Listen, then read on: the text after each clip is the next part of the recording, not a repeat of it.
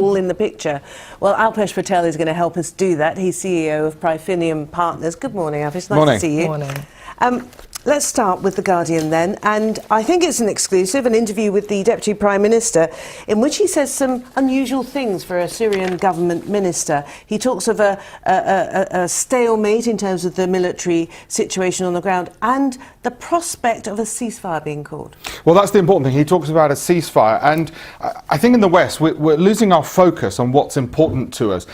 If we had been as obsessed when the killing started with the killing as opposed to how it was being done when we found out that the killing was being done with chemicals, then we would have kept our focus, which is we want the killing to end. In the West, we need to stop being obsessed with regime change and hitting the bomb button, and we need to be obsessed with ceasefires, killing, ending, humanitarian aid, and we'll worry about the war crimes tribunals later. Mr. Assad, we'll get round to you. The Hague is not going anywhere.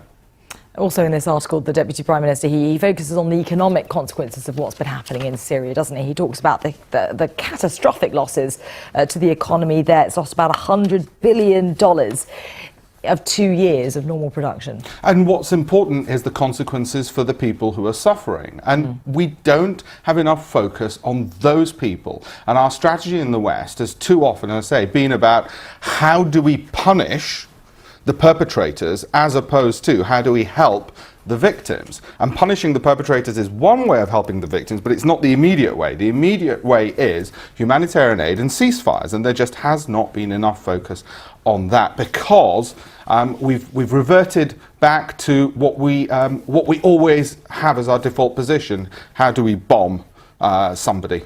I know, but there's overall, wouldn't you say that there's a certain timidity crept into foreign policy in the Western nations, particularly the United States and Britain, and as a result, as a hangover, if you like, of past exploits? I'm thinking Afghanistan and Iraq, of course. Well, no, I don't think it's timidity. I think the desire is there still to bomb. That was what the UN resolutions which were sought were about.